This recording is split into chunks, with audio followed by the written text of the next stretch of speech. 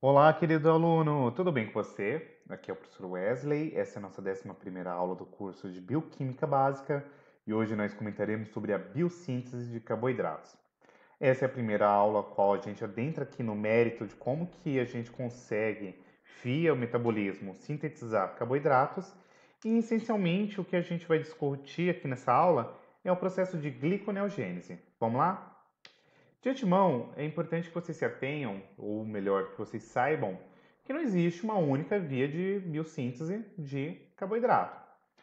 E aqui é importante ainda que vocês se atentem que quando a gente comenta de catabolismo e anabolismo, isto é, as reações tanto de síntese quanto de degradação dentro de um organismo, é importante que vocês saibam que se trata de reações que acontecem em um perfeito equilíbrio, isto é, não pode haver nem excesso de reações catabólicas, nem deficiência de reações catabólicas, e o mesmo vale aqui para as reações anabólicas. Em outras palavras, é importante que a gente saiba que se trata de um processo muito bem orquestrado e não pode haver nem déficit e nem superávit de reações aqui, tá?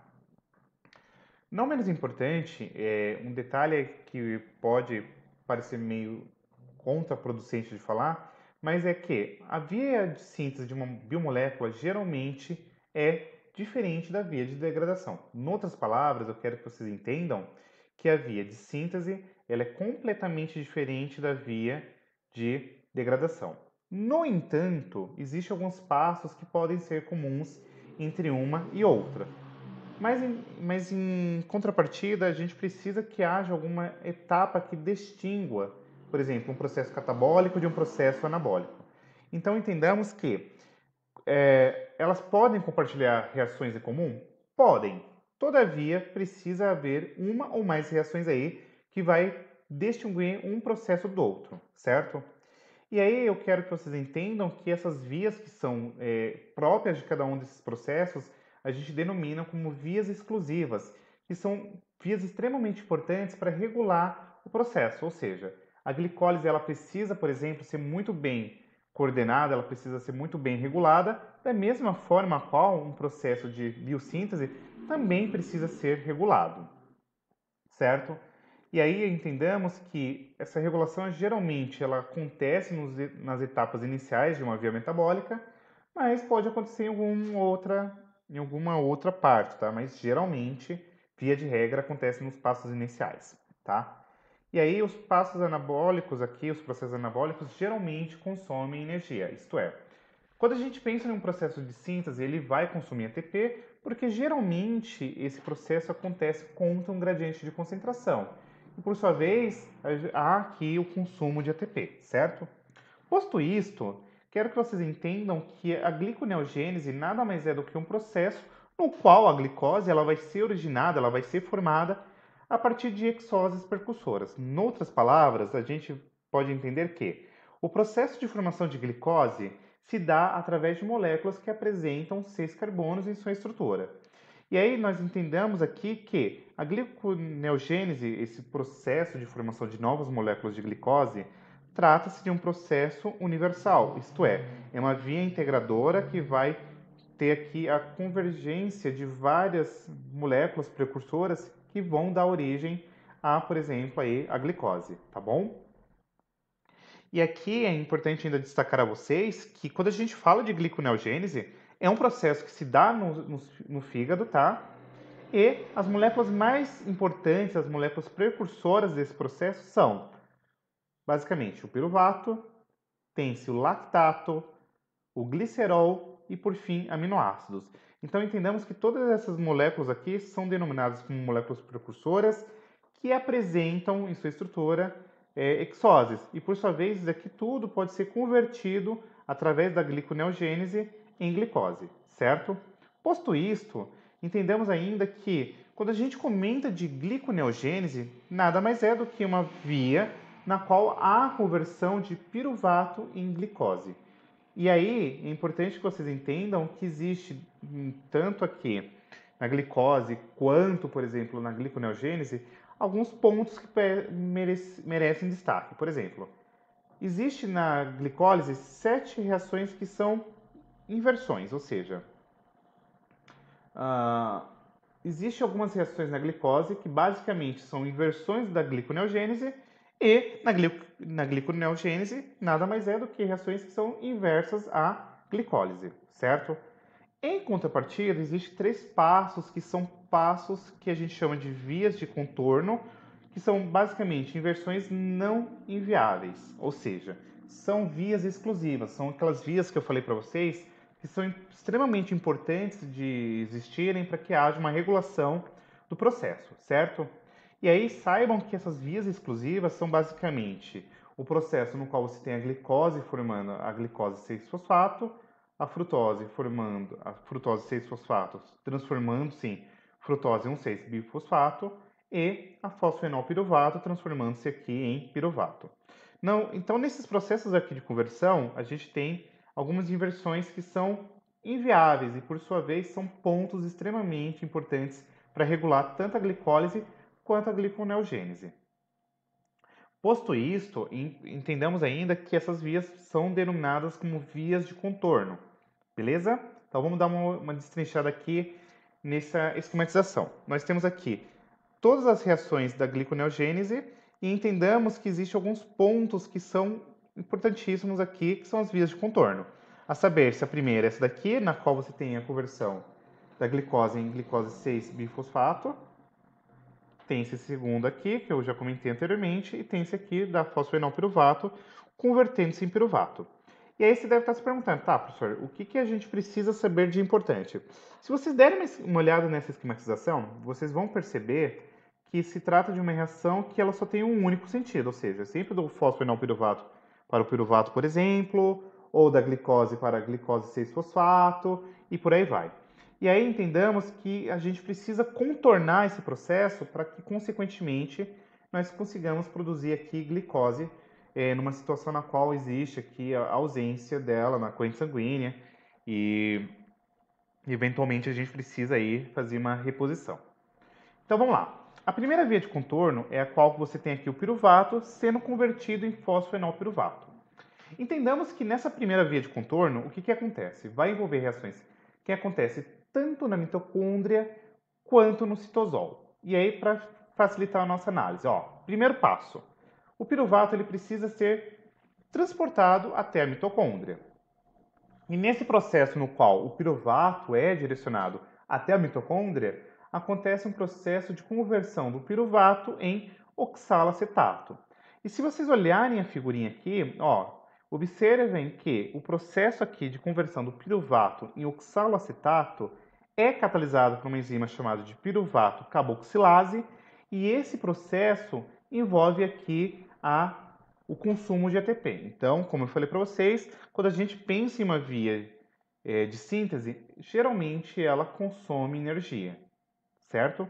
E aí entendemos que esse oxaloacetato, por sua vez, quando ele adentra a mitocôndria, ele precisa sofrer um processo de redução, isto é, a molécula que está aqui reduzida, ela vai ser convertida aqui em NAD, certo? O NADH forma NAD novamente. E o oxaloacetato, por sua vez, ele é convertido agora em malato. O malato, por sua vez, ele precisa agora, pessoal, ser transportado para fora da mitocôndria. E nesse processo de transporte para fora da mitocôndria, isto é, esse direcionamento do malato para o citosol, acontece um processo no qual o malato ele é oxidado e converte-se novamente em oxalacetato.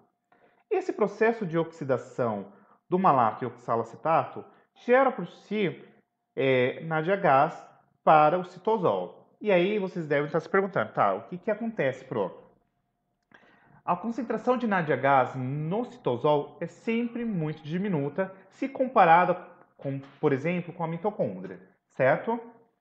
E aí, por sua vez, o malato que foi oxidado e formou o oxalacetato, vai acontecer o seguinte: o oxalacetato, por sua vez, ele é convertido sob a ação da PEP carboxiquinase em fosfenolpiruvato. E aí, essa é a primeira via de contorno, certo? Então entendamos, esquematizando aqui bonitinho para vocês. Você pode ter, por exemplo, a alanina sendo convertida em piruvato, e o piruvato, por sua vez, ele pode ser formado aqui e ser direcionado para dentro da mitocôndria. E aí entendamos que na mitocôndria o piruvato ele é convertido em oxalacetato. Percebam que há consumo de ATP. O oxalacetato, por sua vez, ele é reduzido a malato.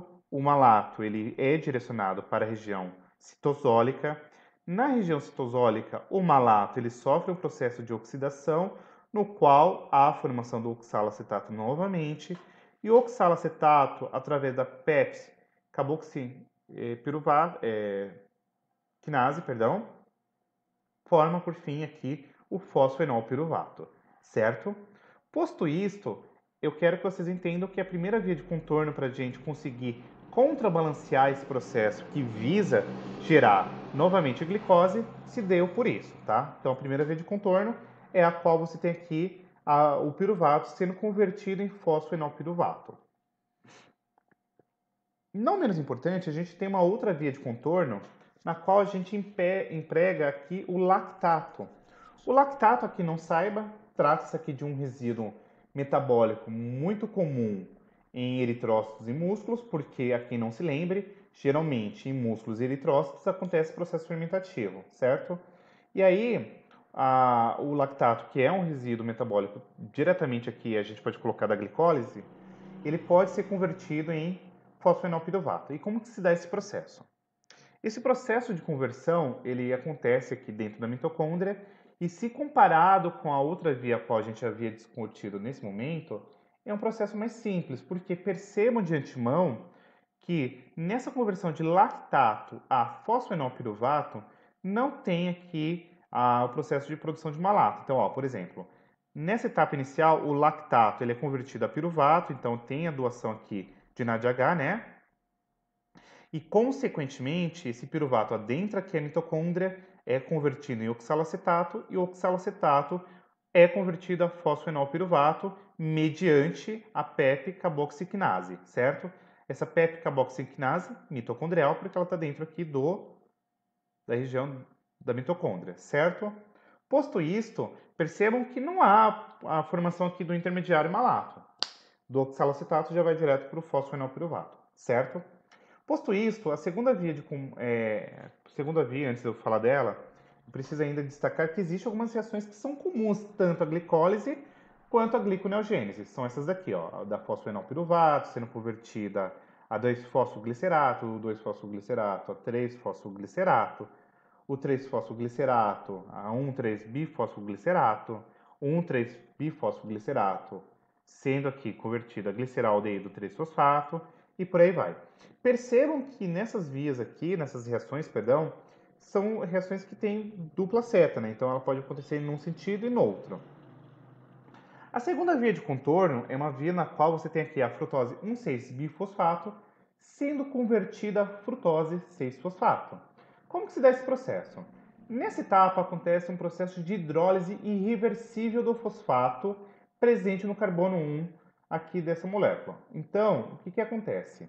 Nesse processo de hidrólise, ou seja, uma quebra na presença da água, você tem a retirada do fosfato e, consequentemente, essa retirada aqui do fosfato não gera ATP. Logo, entendamos que a frutose 1,6-bifosfato ela consegue ser convertida em frutose 6-fosfato mediante o quê? Mediante um processo de hidrólise na qual acontece aqui essa retirada desse grupamento fosfato, certo?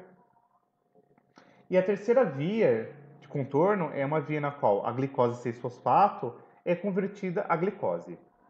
E essa via é uma reação final da gliconeogênese, envolve a desfosforilização da glicose 6-fosfato e também não gera ATP. Em outras palavras, quando a gente comenta de um processo de desfosforilização, é um processo de retirada de grupamento fosfato e, consequentemente, você tem aqui a formação de glicose. A quem não se lembre, eu havia pontuado na nossa aula de glicólise que o processo de dupla fosforilização da glicose é para manter ela dentro da célula. Lembra-se? Eu falei, olha, a gente coloca o fosfato para aprisionar dentro da célula, para ela não se difundir para a região externa da célula, certo? Nesse processo eu preciso de retirar esse fosfato para que ela se difunda e, consequentemente, caia na corrente sanguínea, certo?